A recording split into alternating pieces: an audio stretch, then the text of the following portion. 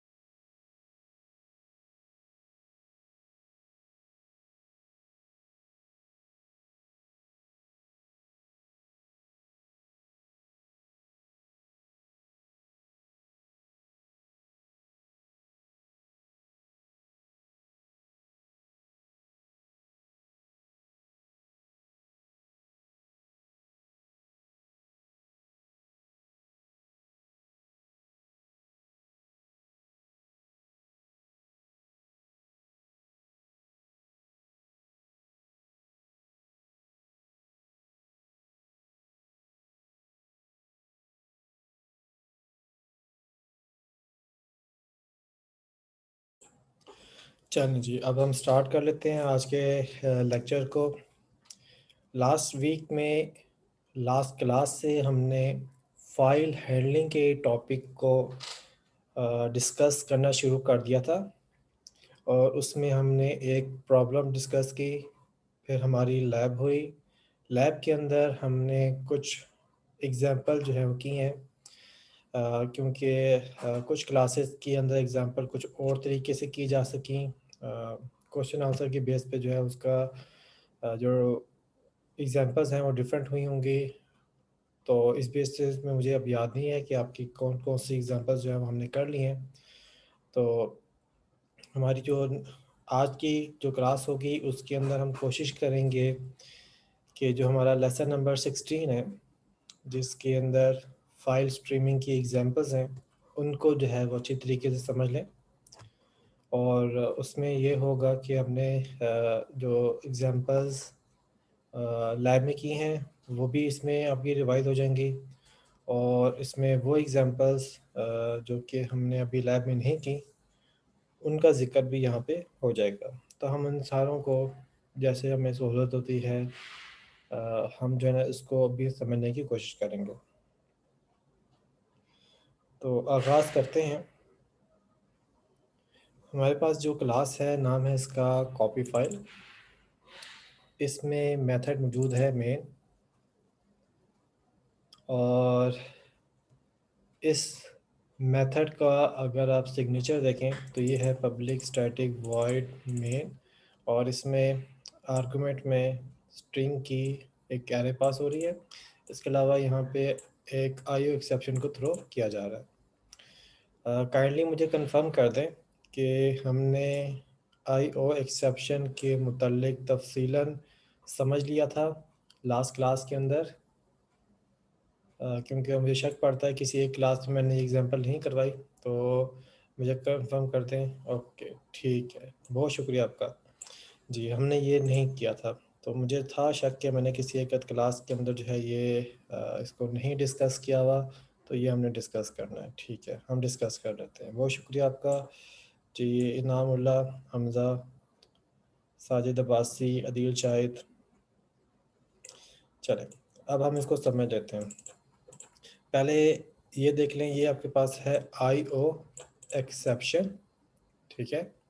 और इसमें जो एक्सेप्शन है ना, ये वो टॉपिक है जो कि मैं यहाँ पे इस आइडिया को आपके सामने प्रपोज करने लगा हूँ। आपने डिफरेंट एरर्स का सामना किया है, मुख्तलिफ़ सूरत हाल में मुख्तलिफ़ किस्म की एरर्स आपने देखे। ख़ुसूसन आपने जो एरर्स देखे हैं वो आपने सिंटैक्स वाइज एरर देखे हैं, यानी कि आपका जो कोड है उस कोड को लिखते हुए आपने कुछ ऐसी मिस्टेक्स की जिसको कंपाइलर ने आइडेंटिफाई कर लिया और आपने उसको ठीक कर लिया। तो ऐसी जो मिस्टेक्स हैं ये आपके कंपाइल टाइम एरर कहलाती हैं। ऐसे एरर जो कि कंपाइल टाइम पे ही डिटेक्ट हो जाते हैं कि ये एरर जो है वो रेज़ हो गए हैं।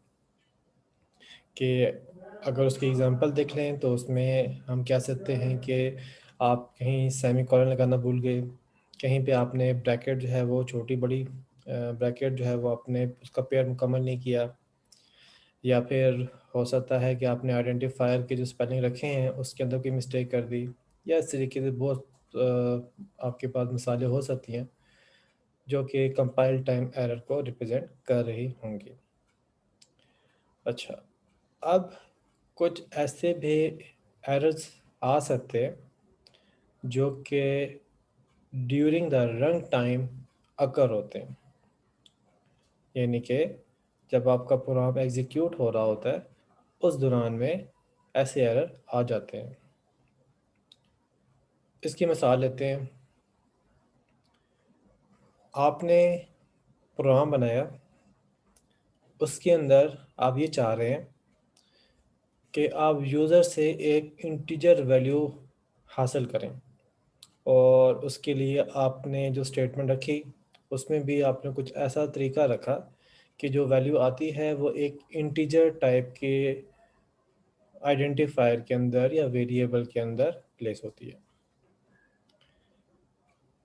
अब ये तो एक मुतवक्का चीज़ है कि यूज़र जो है उस इसमें एक इंटीजर वैल्यू प्रोवाइड करेगा, लेकिन बहरहाल यूज़र जो है उसके पास फुल राइट होता है, पूरा कीबोर्ड उसके पास होता है। तो वो उसमें से बजाय कोई नंबर देने के, कोई इंटीजर वैल्यू देने के, वो कोई करैक्टर देता है। लेट्स से ए बी कोई इस तरह का करैक्टर जो है वो दे देता है। अब आपका जो प्रोग्राम है वो एक्सपेक्ट कर रहा है, वो तवक्को कर रहा है कि अब भी इंटीजर वैल्यू आएगी, अभी यूज़र इंटीजर वैल्यू देगा, और आपने भी इसी तवक्को के साथ ही प्रोग्राम बनाया। लेकिन होता कुछ इस तरीके से है कि यूज़र जो है वो करैक्टर दे देता है, और उस करैक्टर को हैंडल करने का कोई मैकेनिज़्म नहीं है, कोई तरीक़ाकार नहीं है कि जब वो वैल्यू आई तो देखा गया कि वो वैल्यू जो है वो इंटीजर होनी चाहिए, लेकिन इंटीजर नहीं थी। तो अब वो वेरिएबल उस वैल्यू को रख नहीं सकता, और उसको किसी तरीके से कोई ऐसा हमने रास्ता भी नहीं बनाया कि उसको अगर ऐसा कोई मामला आ जाए तो किसी और तरीके से उसको हल कर लिया जाए, ठीक है? तो ऐसी सूरत में ना रन टाइम के ऊपर ही एरर आ जाएगा। ऐसे एरर जो कि रन टाइम पे आ जाते हैं, इन्हें हम बोलते हैं एक्सेप्शन।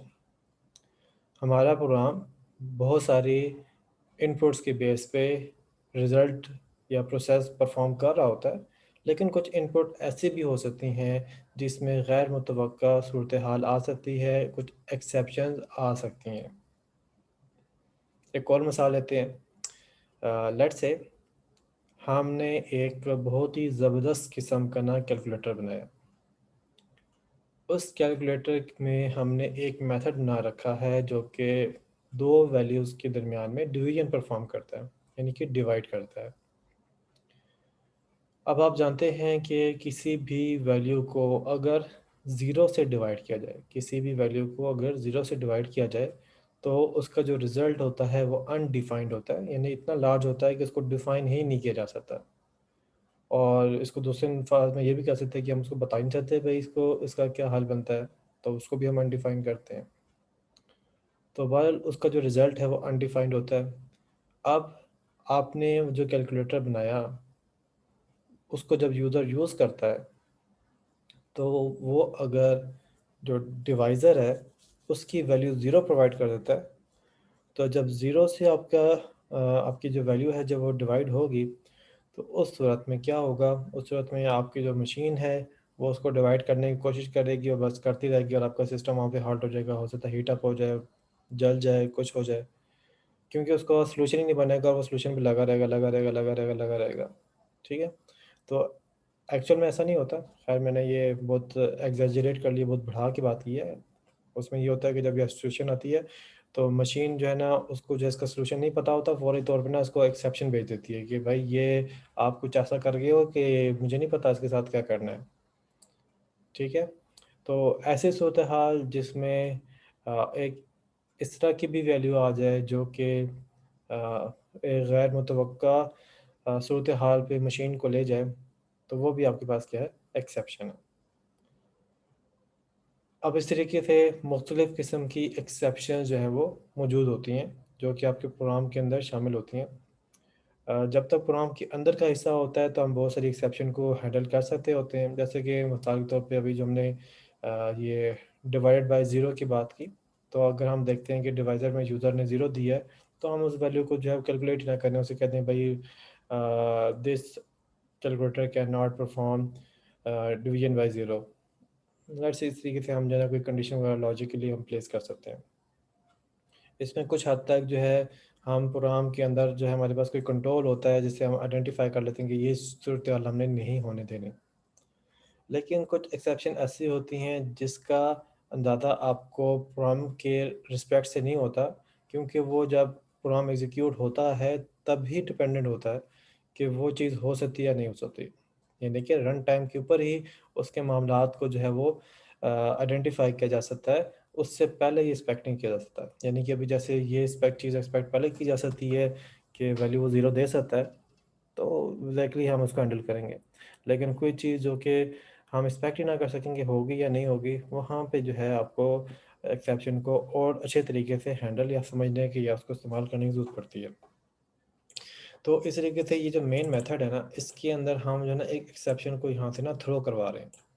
अब ये थ्रो करवाने का मतलब क्या है? थ्रो करवाने का मतलब ये है कि आपकी जो ये एक्सेप्शन आ जाती है, जब ये इस तरह का कोई कंडीशन आ जाती है, तो उस सूरत में ना आपका प्रोग्राम जो है ना वो बिल्कुल डिस्टर्ब हो जाता है, इम्बैलेंस हो जाता है, उसको नहीं पता अब इसने क्या करना है। तो जब ये इस तरह की कोई सिचुएशन आ जाए, तो उस सिचुएशन को ना कोई मैकेनिज़्म हमारे जो है पास होता है, जिससे हम उसका हल निकालते हैं। अगर मेन मेथड खुद इस मसले का हल निकालती, तो फिर ये आईओ एक्सेप्शन को थ्रो ना करती। उसका तरीका और होता, वो भी हम आगे मेरे ख़्याल से हमने उसका जो है थोड़ा-सा ज़िक्र किया हुआ होगा लैब के अंदर, कि हमने वहाँ पे ट्राई कैच देखा था, कि हमने वहाँ पे ट्राई के साथ कैच लगाया कि अगर कोई इश्यू आता है, तो उसको फ़ौरी तौर पे क्या कर लो, कैच कर लो और उसका सॉल्यूशन जो है वो हम अपने इसी मेथड के अंदर जो है वो परफ़ॉर्म करेंगे, सॉल्यूशन खुद बताएँगे। लेकिन अगर आप चाहते हैं कि आपका मेथड ना जो है सॉल्यूशन निकाले, बल्कि जो इस मेथड को यूज़ कर रहा है वो उसको निकाले, तो उस सूरत में हम यहाँ पे आईओ एक्सेप्शन को या एक्सेप्शन को जो है वो थ्रो कर लेते हैं। अब यहाँ पे जो हमारा प्रोग्राम है इसके अंदर क्या एक्सेप्शन आ सकती हैं, इसमें मुख्तलिफ़ किस्म की एक्सेप्शन आ सकती हैं। तो इसमें ये है कि आप ना एक फ़ाइल को रीड करना चाह रहे हैं, एक फ़ाइल को रीड करना चाहते हैं, लेकिन आप रीड कर नहीं सकते। क्यों नहीं कर सकते? इसलिए नहीं कर सकते कि वो फ़ाइल वहाँ पे मौजूद ही नहीं है। या आपने जो पाथ बताया, जो रास्ता बताया कि ये फ़ाइल इस जगह पे जाओ, इस जगह पे जाओ, इस डायरेक्टरी में जाओ, इस वाले फ़ोल्डर में जाओ, इस फ़ोल्डर में जाओ, इस फ़ोल्डर में जाओ, तो उ उस फ़ोल्डर के जो आप बता रहे हैं, वो फ़ोल्डर एग्ज़िस्ट ही नहीं करता और आप कह रहे हैं इधर जाओ, तो फिर उसको कैसे मिलेगी फ़ाइल? तो ऐसे सूरत-ए-हाल जिसके बारे में आप जो है आपको रन टाइम में पता चलेगा, यानी कि इसमें वो फ़ाइल उस जगह पे है या नहीं, उसका रन टाइम भी पता चलेगा कि वो है या नहीं है। तो ऐसी एक्सेप्शन जो है वो आपके पास जो है वो यहाँ पे अकर हो सकती है। इसी तरीके से आपकी इनपुट फ़ाइल के लिए भी है, आपकी आउटपुट फ़ाइल के लिए भी है, कि आउटपुट फ़ाइल आपके पास जो है उसका पाथ नहीं है। इसके अलावा ये है कि आपके पास एक्सेप्शन आ सकती है कि आप एक फ़ाइल को रीड करने की कोशिश कर रहे हैं, वो जो फ़ाइल है ना, वो रीड नहीं की जा सकती। मुख्तलिफ़ वजूहात हो सकती हैं, मिसाल के तौर पे आपके प्रोग्राम के पास राइट नहीं है कि उस फ़ाइल को रीड किया जाए।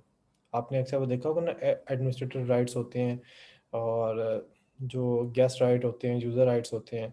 तो वो आपकी एप्लीकेशन जो रन हो रही है, वो किस राइट के साथ हो रही है, नॉर्मली जो है वो आपकी यूज़र राइट के साथ होती है। तो अगर उसपे एक फ़ाइल जो है वो एडमिनिस्ट्रेटर राइट रखती है, तो वो नॉर्मली यूज़र राइट पे उसको एक्सेस नहीं होता।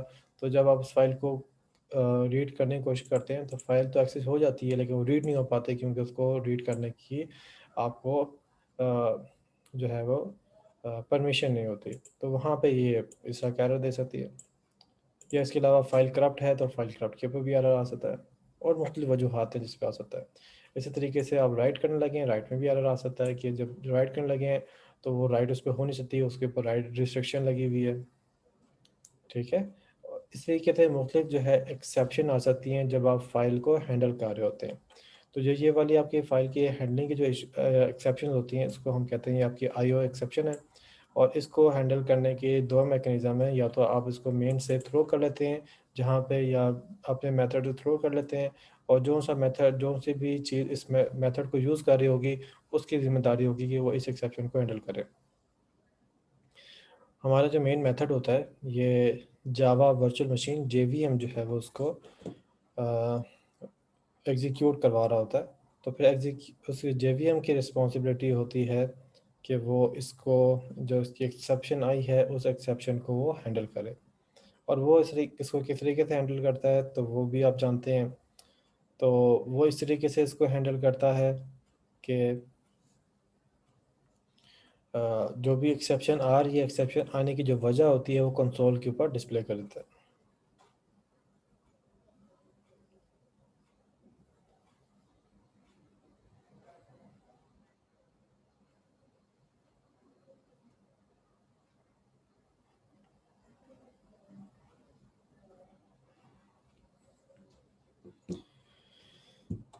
अच्छा। तो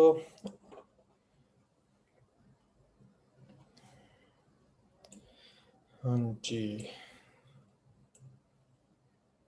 ओके। अब यहाँ तक आई होप कि आपको आइडिया हो गया कि एक्सेप्शन जो है वो किस तरह की होती है। हाँ, मैं बात करता कि यहाँ पे ना दो तरह की हम हैंडलिंग करते हैं।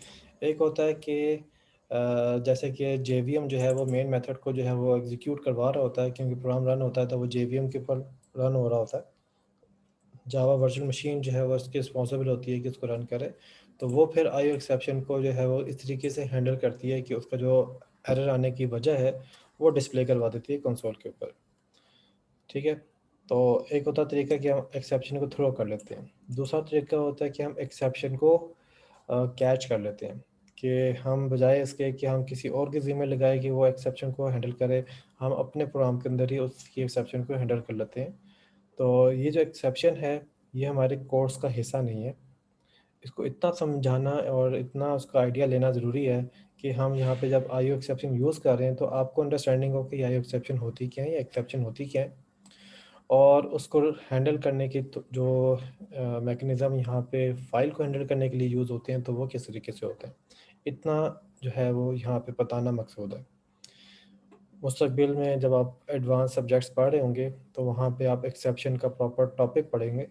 उसमें आप ये देखेंगे कि एक्सेप्शन होती क्या है, किस तरह की एक्सेप्शंस होती हैं, और फिर आप ये भी देखेंगे कि एक्सेप्शन अगर आप एक कोई प्रॉब्लम लाते हैं उसके अंदर एक्सेप्शन आने के इम्कानात हैं तो उसके लिए एक्सेप्शन की चीज़ें क्रिएट कैसे करते हैं, और इसी के बहुत सारे काम आप करेंगे। तो उस वक्त तक आप जो है माशाल्लाह काफ़ी एक्सपर्ट भी बन चुके होंगे। अभी जो हमने यहाँ पे एक्सेप्शन की तो ये इतनी बेसलाइन काफ़ी है जिसकी मदद से हम अपने प्रोग्राम के अंदर आईओ एक्सेप्शन को यूज़ कर सकते हैं।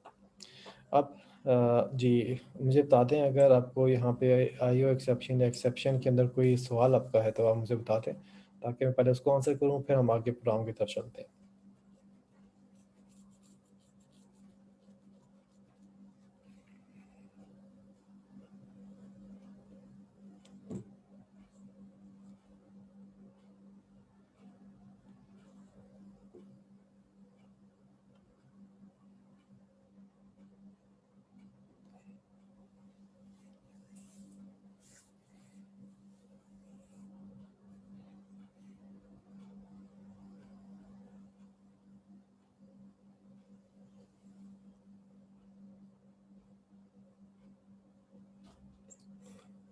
अच्छा, वेरी गुड। जी मुझसे एक सवाल पूछ रहे हैं मोहम्मद अब्दुल्ला आदिल, कहते हैं कि आईओ एक्सेप्शन सिर्फ मेन मेथड पे लगा सकते हैं या किसी भी मेथड पे लगा सकते हैं।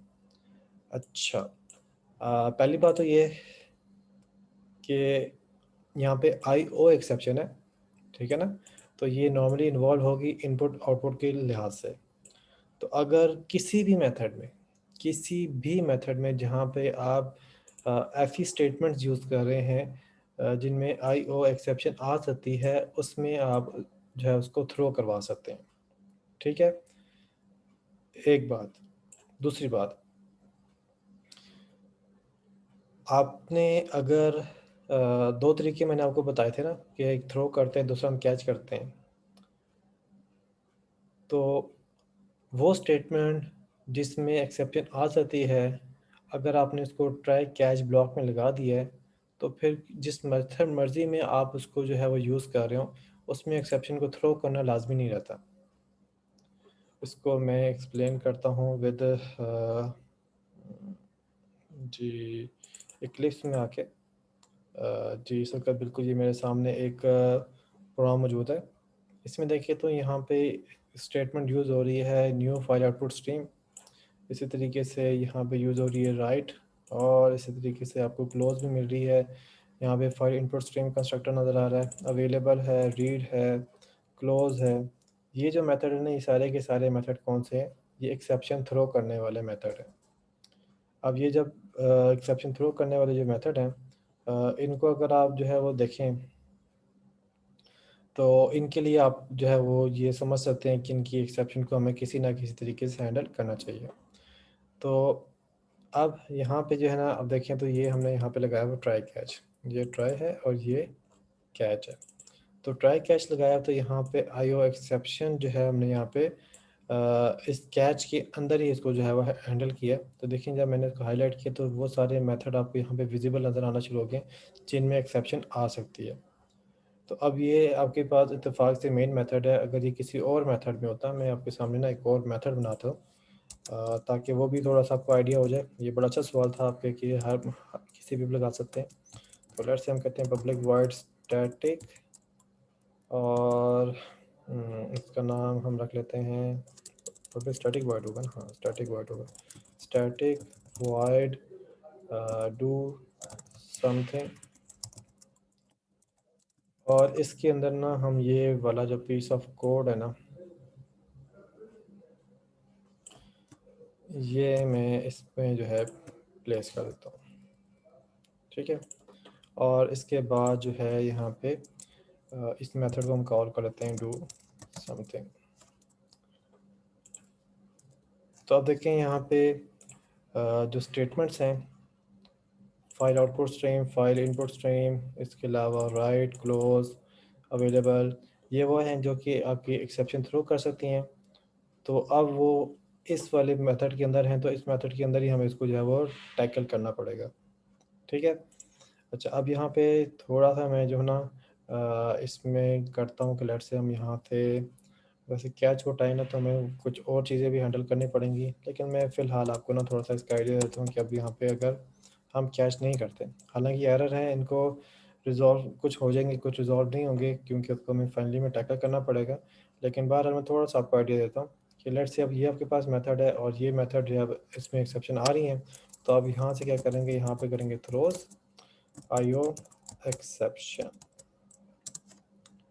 ठीक है। तो इसमें देखें इसकी जो अब जो इसने थ्रो कर दी, अब हम ट्राई कैच नहीं कर रहे, तो हम किसी भी मेथड के ऊपर जो है वो इसको कर सकते हैं। अच्छा अब यहाँ पे देखें, जब ये अपने इस डू समथिंग को जो है एक्सेप्शन से थ्रो करवा रहे हैं, तो जिस जगह पे यूज़ हो रहा है, देखिए मेन के अंदर ये यूज़ हो रहा है, तो मेन के अंदर फिर आपको ना इसको हैंडल करना पड़ेगा। तो लेट्स से हम कहते हैं कि जी यहाँ पे हम ट्राई यहाँ पे लगाते हैं, और इसके साथ हम लगा लेते हैं कैच और एक्सेप्शन, सॉरी आईओ एक्सेप्शन का नहीं, आईओ एक्सेप्शन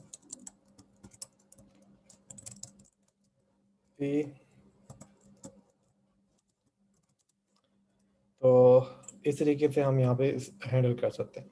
तो आई होप कि आपका जो सवाल था कि हम किसी भी मेथड पर लगा सकते हैं, तो बिल्कुल किसी भी मेथड पे हम एक्सेप्शन जो है वो थ्रो करवा सकते हैं। मैंने आपको दोनों तरीके बताए हैं, ट्राई कैच का तरीका भी बताया और उसको थ्रो करने का तरीका, वो भी आपको समझ आ गया होगा जी। इसके अलावा अभी भी कोई क्वेश्चन आपका है तो आप पूछ लें, अदरवाइज फिर मैं इस वाले प्रोग्राम को लेके जो है वो चलूँगा। ये पहला प्रोग्राम है, हमने पहले किया हुआ है, तो उसको थोड़ा सा अगर मैं फास्ट भी चलूँ तो इतनी आपको जो है मुश्किल नहीं होगी।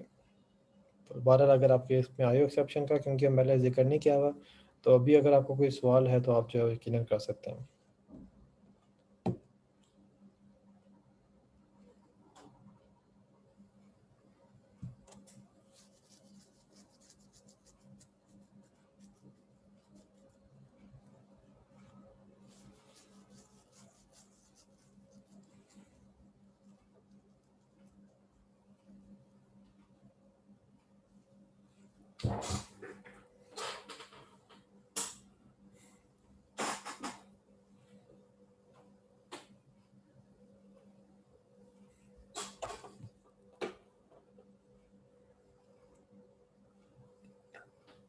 ओके, तो अभी तक मुझे कोई क्वेश्चन नहीं मिला,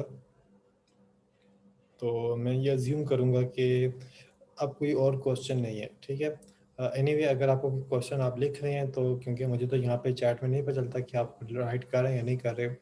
ये व्हाट्सएप तो नहीं है, ये जूम है, जूम में चैट करने पर चल रहा था कि कौन राइट कर रहा है कौन नहीं कर रहा। तो अगर आप कोई लिख रहे हो क्वेश्चन तो आप उसको ना स्किप ना कर दिया करें, आप लाजमी जो है ना उसको भेज सकते हैं। जी मुझे एक क्वेश्चन आ गया। अच्छा, कहते हैं थ्रोज आयो एक्सेप्शन और कैच दोनों एक साथ लगा सकते हैं। अच्छा, बिल्कुल लगा सकते हैं, लेकिन उसका फ़ायदा नहीं है। मैं वो भी आपको दिखा देता हूँ।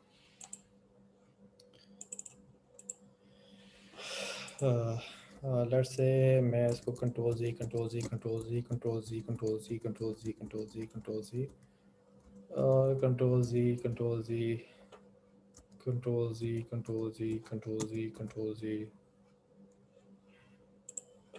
ठीक हो गया जी, ये ठीक हो गया, सही है। तो जी यहाँ पे बिल्कुल हम लगा सकते हैं।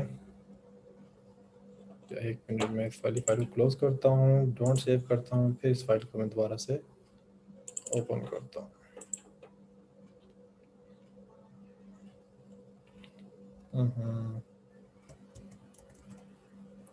गड़बड़ हो गई है, चलें मैं इसको ठीक करता हूँ आपके सामने और इसी को जो है आपके कर देता हूँ। जी यहाँ से हमने ट्राई और इस फाइनली को उठाया, यहाँ से मैंने कट किया, इसको इसी मेथड में हम डालते हैं, कंट्रोल भी करते हैं और इसके बाद मैं यहाँ पे लगाता हूँ कैच।